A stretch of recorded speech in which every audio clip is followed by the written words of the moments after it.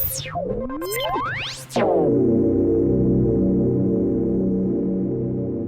then, hello, good evening, good morning, good afternoon, welcome one and all.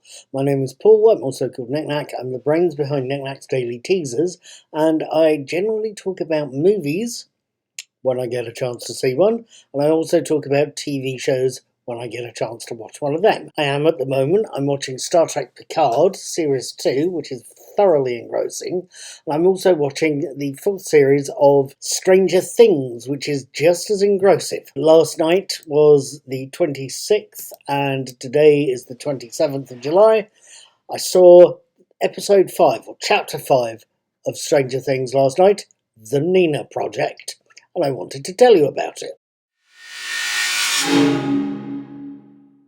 Chapter 5, The Nina Project, opens with the usual summary of earlier episodes and then shifts to show us Mike, Jonathan and Will, Finn Wolfhard, Charlie Heaton and Noah Schnapp, driven down a nighttime road by Argyle, Eduardo Franco, whilst trying to save the life of a fatally wounded government agent.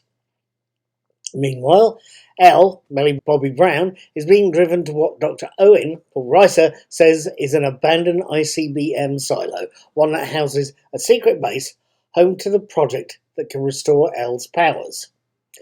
And to the man leading the project, Dr. Brenner, Matthew Modine, the man Elle knew better as Papa, a man Elle has very few good memories of. Post-titles we move to Soviet Russia, to the Gulag where Sheriff Hopper, David Harbour, is being held. He's been recovered after an escape attempt.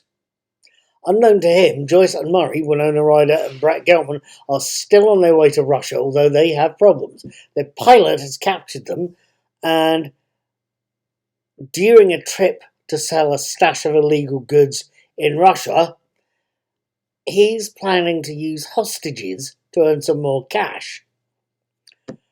The fact Joyce and Murray, neither of them can fly the plane, that fact doesn't stop them making an escape attempt.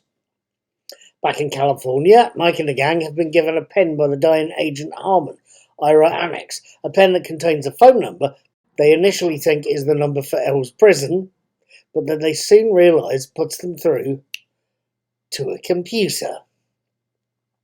The quartet may just have to get in touch with Dustin's girlfriend Susie down in Utah. She's the only one that can get into the thing.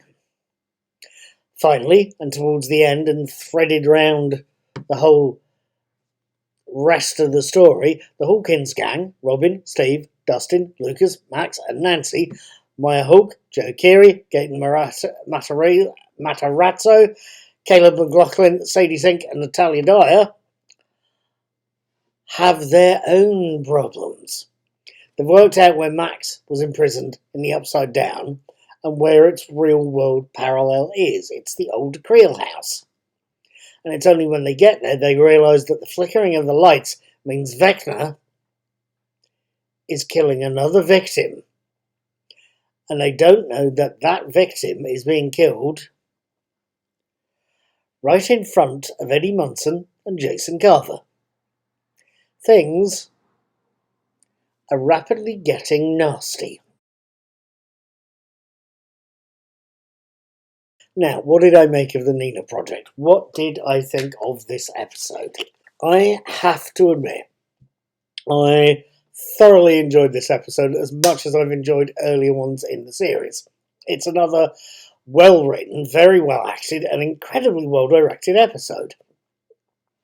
It's one that sees the unexpected return of Matthew Modine's character in the main storyline, and it sees a nasty surprise for the Jason Carver character, the death of a teammate, right in front of his eyes.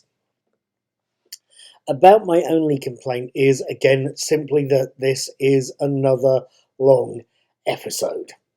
Granted, the episode count for this series, 9 episodes of various lengths, matches the 3 preceding series. And granted, these complex interweaving storylines need more time per episode. I quite happily can understand what's being done. But as good as the Nina Project is, and as good as this series is showing itself to be, the length per episode for me is an issue. It's very intimidating. It's not putting me off the series,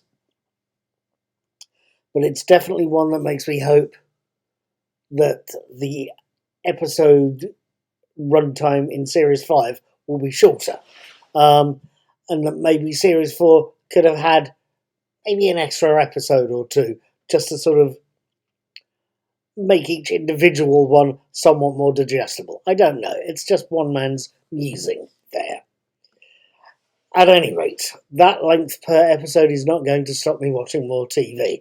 Right now, on Friday the 29th, I am going to be watching the next episode of Star Trek Picard. That's called 2 of 1. I'll be watching that on the 29th of July and posting my reviews on the 30th.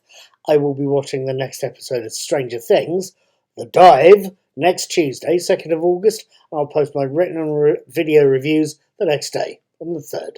I would love it if you join me, and just as a final thought for this particular review, am I the only person who thinks David Harbour looks like a chunky version of Wilko Johnson? I'll let you start humming Down by the Jetty, shall I?